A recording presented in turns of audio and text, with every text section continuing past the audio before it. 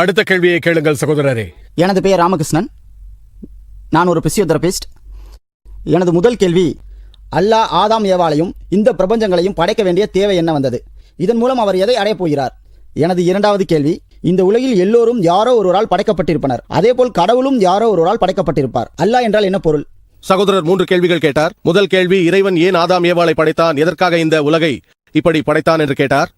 அல்லாஹ் சுப்ஹானஹு வ தஆலா ஆதாம் ஏவாளை படைத்தான், அவர்களுக்கு சாந்தி உண்டாகட்டும். படைத்தது இந்த மனித சமுதாயம் உண்டாகத்தான். அவர்கள்தான் நமது முதல் முன்னோர்கள். அல்லாஹ் சொல்கிறான் சூரா அல் ஹுஜராத்தில் அத்தியாயம் 49 வசனம் 13, யா அய்யுஹன் நாசு இன்ன கலக்னாகும் மின் ஸக்ரின் வ உன்ஸா வ ஜஅல்னாகும் ஷுபா வ கபாயில லிதஅரஃபு இன்ன அக்ரமக்கும் இன்தல்லாஹி அத்காக்கும் இன்னல்லாஹு அலீமுன் கபீர். ஓ மனித இனமே, நிச்சயமாக நாம் உங்களை ஒரு ஆண் ஒரு பெண்ணிலிருந்து படைத்தோம். நீங்கள் ஒருவரை ஒருவர் அறிந்து கொள்வதன் பொருட்டு பின்னர் உங்களை கிளைகளாகவும் கோத்திரங்களாகவும் ஆக்கினோம், ஒருவரை மற்றொருவர் இழிவுபடுத்த அல்ல. ஆகவே உங்களில் எவர் பயபக்தி உள்ளவராக இருக்கிறாரோ அவர்தான் அல்லாஹ்விடத்தில் நிச்சயமாக கண்ணியமிக்கவர். ஒரு மனிதனை சீர்தூக்கி பார்க்கும் அளவுகோல் பணம் அல்ல, நிறமல்ல, இனமல்ல, புகழல்ல, அது தக்வா மட்டுமே. அதுதான் இறை உணர்வு, அது நேர் வழி, அது இறை பக்தி. ஆகவே ஆதாம் மற்றும் ஏவாள், அவர்களுக்கு சாந்தி உண்டாகட்டும், அவர்கள் நமது முதல் முன்னோர்கள். உங்களுக்கும் அப்படித்தான், எனக்கும் அப்படித்தான், மொத்த மனித இனத்திற்கும். அதனால் தான் உங்களை சகோதரர் என்று அழைக்கிறேன். மனித தன்மையில் நாம் எல்லாம் சகோதரர்கள். அல்லாஹ் கூறுகிறான் யா யூஹன்னாஸ், ஓ மனித சமுதாயமே. மேலும் அல்லாஹ் கூறுகிறான் சூரா அல் இஸ்ரா அத்தியாயம் 17 வசனம் 70, வலகத் கர்ரம்னா பனி ஆதம, நிச்சயமாக நாம் ஆதாமுடைய சந்ததியை கண்ணியப்படுத்தினோம். எங்கு பிறந்தாலும் சரி, இந்தியாவிலோ அல்லது USA UKவில் பிறந்திருந்தாலும், இந்து குடும்பத்திலோ முஸ்லிம் குடும்பத்திலோ கிறிஸ்தவ குடும்பத்திலோ பிறந்திருந்தாலும் ஆதாமின் மக்கள் அனைவரையும் கண்ணியப்படுத்தி உள்ளான். எல்லா மனிதர்களையும் அல்லாஹ் கண்ணியப்படுத்துகிறான். உங்கள் பெயர் எதுவாக இருந்தாலும், ஜாகிர், அப்துல்லா, ராமு, சங்கர், நீங்கள் மனிதராக பிறந்தால் அல்லாஹ் உங்களை கண்ணியப்படுத்துகிறான். இப்போது கேள்விக்கு வருவோம், எதற்காக அல்லாஹ் சுப்ஹானஹு வ தஆலா மனிதர்களை படைத்தான்? அல்லாஹ் மனிதர்களை படைக்க காரணம், இது அவனது சிறப்பான படைப்புகளில் ஒன்று என்று அல்லாஹ் சொல்கிறான். மற்ற படைப்பினங்கள் எல்லாம் அல்லாஹ் சுப்ஹானஹு வ தஆலாவிற்கு கீழ்ப்படுகின்றன. வானவர்கள் இருக்கிறார்கள், எல்லாம் வல்ல இறைவனிடம் கட்டளைகளுக்கு அவர்கள் கீழ்ப்படுகிறார்கள். அவர்களுக்கு என்று தனி மனப்பாங்கு கிடையாது. அல்லாஹ் சுப்ஹானஹு வ தஆலாவால் படைக்கப்பட்ட மனித இனத்திற்கு சுய மனப்போக்கு உண்டு. நாம் அவனுக்கு கீழ்ப்படியலாம், கீழ்ப்படியாமலும் இருக்கலாம். அல்லாஹ் அத்தகைய படைப்பினையே படைத்துள்ளான். நாம் அல்லாஹ்வின் சிறந்த படைப்புகளிலும் அமைப்புகளிலும் ஒன்றாக இருக்கிறோம். ஆனால் இறைவனுக்கு கீழ்ப்படிதலுக்கும் கீழ்ப்படியாமைக்கும் உள்ள தேர்வு நம்மிடம் தான் உள்ளது. இறைவனுக்கு கீழ்ப்படிந்தால் ஜன்னாவுக்கு செல்வோம், சொர்க்கத்திற்கு செல்வோம், இறுதியில் பேரானந்தம் அடைவோம். கீழ்ப்படியாமல் இருந்தால் நாம் செல்வது நரகத்திற்கு தான். இதுதான் இறுதி நாளுக்குள்ள பரீட்சையாகும். அல்லாஹ் கூறுகிறான் சூரா அல் முல்க் அத்தியாயம் 67 வசனம் 2, அல்லஸி கலக்கல் மௌத வல் ஹயாத்தா, உங்களில் எவர் செயல்களால் மிகவும் அழகானவர் என்பதை சோதிப்பதற்காக அவன் மரணத்தையும் வாழ்வையும் படைத்தான். இந்த வாழ்வு மறுவாழ்விற்கான சோதனை. மனிதர்களை படைத்ததை பற்றி அல்லாஹ் கூறுகிறான் சூரா அத்தாரியாத் அத்தியாயம் 51 வசனம் 56, வமா கலக்துல் ஜின்ன வல் இன்ஸா இல்லா லியஅபுதூன், ஜின்களையும் மனிதர்களையும் அவர்கள் என்னை வணங்குவதற்காகவே அன்றி நான் படைக்கவில்லை. ஆகவே நாம் அவனை வணங்கியாக வேண்டும், அவன் கட்டளைகளுக்கு கீழ்ப்படிந்தாக வேண்டும். ஆக இது அவனுடைய வித்தியாசமான படைப்பினமாகும். இந்த இனத்திற்கு அல்லாஹ் சுப்ஹானஹு வ தஆலாவுக்கு எதிராக செயல்படவோ அல்லது அவனுக்கு கீழ்ப்படியவோ தன்னுரிமை உண்டு. மற்ற எல்லாமே, நட்சத்திரங்கள், மரங்கள், மலைகள் எல்லாமே குர்ஆன் சொல்கிறது அல்லாஹ் சுப்ஹானஹு வ தஆலாவிற்கு சஜ்தா செய்கின்றன, அவனுக்கு தாழ்படுகின்றன, அவனுக்கு கீழ்ப்படுகின்றன. நமக்கு சுயமனப்போக்கு உண்டு. அல்லாஹ் நமக்கு சுயமனப்போக்கை அளித்துள்ளான். அப்படி இருந்தும் நாம் கீழ்ப்படிந்தால் நாம் வானவர்களை விட உயர்ந்து விடுவோம். ஆனால் நாம் அவனுக்கு கீழ்ப்படியாமல் போனால் நாம் சாத்தானின் கூட்டாளியாகி விடுவோம். ஆகவே இறுதி நாளின் சோதனைக்காகத்தான் அவன் நம்மை படைத்திருக்கிறான். உங்கள் இரண்டாவது கேள்விக்கு வருவோம். எல்லாவற்றிற்கும் படைப்பாளன் உண்டு, இறைவனை படைத்தது யார்? எல்லாவற்றிற்கும் படைப்பாளன் உண்டு என்று யாராவது சொன்னால் அது தவறாகும். எல்லா படைக்கப்பட்ட பொருளுக்கும் படைப்பாளன் உண்டு. ஆனால் இறைவனின் இலக்கணம் அவன் படைக்கப்படாதவன். அடுத்தது என்று நீங்கள் கேட்டால் அவன் இறைவனே அல்ல.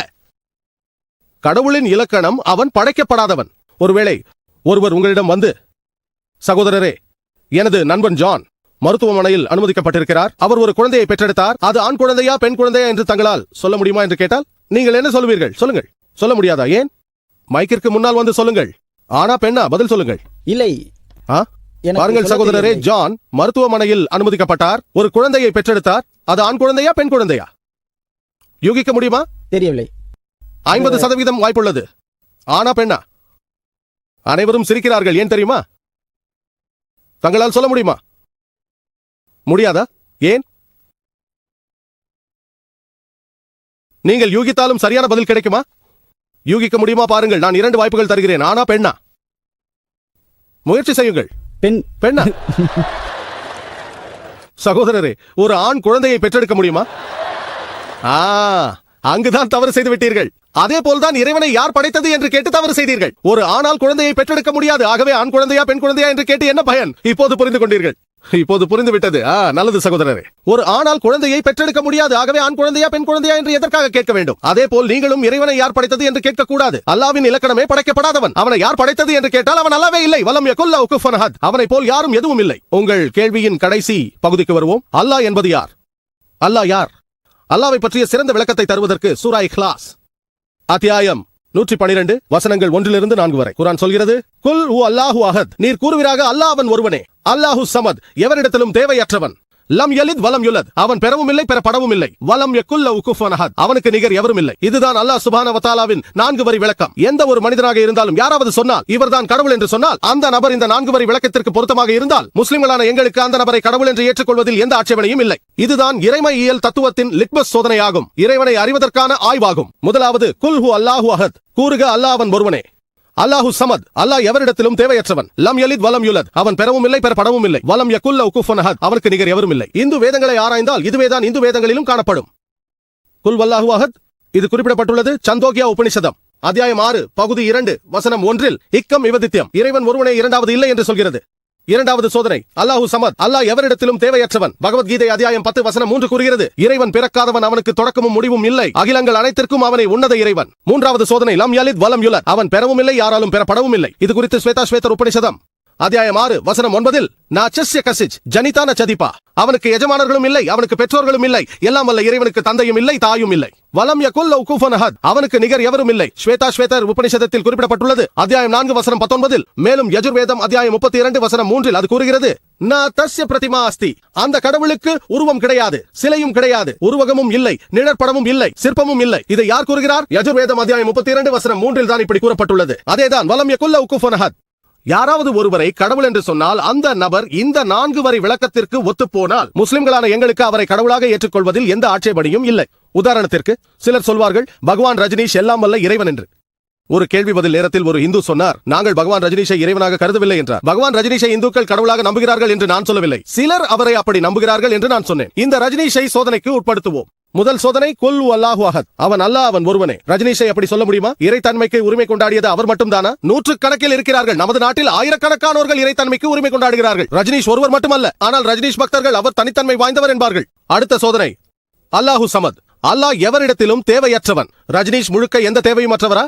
அவருடைய வாழ்க்கை சரிதம் மூலமாக, சுயசரிதம் மூலமாக அவர் ஆஸ்துமாவால் அவதிப்பட்டார், நீரிழிவு நோயால் பாதிக்கப்பட்டார், முதுகுவலி இருந்தது. எல்லாம் வல்ல இறைவன் ஆஸ்துமா, நீரிழிவு நோய், முதுகுவலியால் பாதிக்கப்பட்டிருந்தார். யோசித்து பாருங்கள். மூன்றாவது சோதனை, லம் யலித் வலம் யுலத், அவர் பெறவும் இல்லை பெறப்படவும் இல்லை. பகவான் ரஜினிஷ் மத்திய பிரதேசத்தில் பிறந்தார், அவருக்கு தாயும் தந்தையும் இருந்தார்கள். 1981 அவர் அமெரிக்காவிற்கு சென்றார். அங்கு ஆயிரக்கணக்கானவர்களை குழப்பத்தில் ஆழ்த்தினார். ஆரிகான் மாநிலத்தில் அவர் ஒரு மையத்தை ஆரம்பித்து அதற்கு ரஜினிஷ்புரம் என்று பெயர் சூட்டினார், தனது சொந்த கிராமம். பிறகு அமெரிக்க அரசாங்கம் அவரை கைது செய்து அவரை சிறையில் அடைத்தார்கள். பிறகு அமெரிக்க அரசாங்கம் தனக்கு விஷம் கொடுத்து கொல்ல முயற்சித்ததாக அவர் கூறினார். யோசித்து பாருங்கள், எல்லாம் வல்ல இறைவனை விஷம் கொடுத்து கொல்ல முயற்சிக்கிறார்கள். 1985 அமெரிக்க அரசு அவரை அந்த நாட்டிலிருந்து துரத்தியது. மீண்டும் இந்தியா வந்தார், புனேவிற்கு சென்றார், தனது ஆசிரமத்திற்கு சென்றார். அதை இப்போது ஓஷோ கம்யூன் என்று அழைக்கிறார்கள். அங்கு நீங்கள் ரஜினிஷின் சமாதிக்கு சென்று பார்த்தால் அங்கு இப்படியாக குறிப்பிடப்பட்டிருக்கிறது, பகவான் ரஜினிஷ் ஓஷோ பிறக்கவும் இல்லை இறக்கவும் இல்லை, ஆனால் அவர் இந்த உலகிற்கு டிசம்பர் 11 1931 இருந்து ஜனவரி 19 1990 வரை வருகை தந்திருந்தார். பிறக்கவும் இல்லை இறக்கவும் இல்லை, ஆனால் டிசம்பர் 11 1931 இருந்து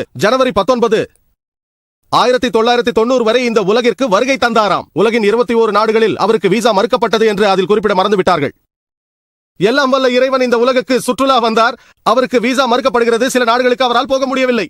கிரேக்க நாட்டின் ஆர்ச் பிஷப் அவரது அரசுக்கு சொன்னார், நீங்கள் ரஜினிஷை இந்த நாட்டை விட்டு வெளியேற்றாவிட்டால் அவர் வீட்டையும் சீடர்களின் வீட்டையும் எரிப்போம் என்றார். கடைசி சோதனை, வலம் யகுல் லஹு குஃபுவன் அஹத். இது கடுமையான சோதனை. உண்மையான எல்லாம் வல்ல இறைவனை தவிர இதில் யாராலும் தேர்ச்சி பெற முடியாது. நீங்கள் இறைவனை ஏதோடும் ஒப்பிட்டால் அவன் இறைவன் அல்ல. வலம் யகுல் லஹு குஃபுவன் அஹத். நமக்கு தெரியும், ரஜினிஷிற்கு மற்ற மனிதர்களைப் போல நீண்ட தாடி, ஒரு மூக்கு, 2 கண்கள், 2 காதுகள், 2 கைகள் இருந்தன. இறைவனை இந்த உலகில் வேறு ஏதோடும் ஒப்பிட முடிந்தால் அவன் இறைவனே அல்ல. வலம் யகுல் லஹு குஃபுவன் அஹத். யாராவது வந்து எல்லாம் வல்ல இறைவன் ஆர்னால்ட் ஸ்வாஸ்நேகரை விட 1000 மடங்கு பலசாலி என்று சொன்னால், ஆர்னால்ட் ஸ்வாஸ்நேகரின் பெயரை கேள்விப்பட்டிருப்பீர்கள். ஆர்னால்ட் ஸ்வாஸ்நேகர் தெரியுமல்லவா? மிஸ்டர் வேர்ல்ட், மிஸ்டர் யூனிவர்ஸ் பட்டங்களை வென்றவர் அவர்.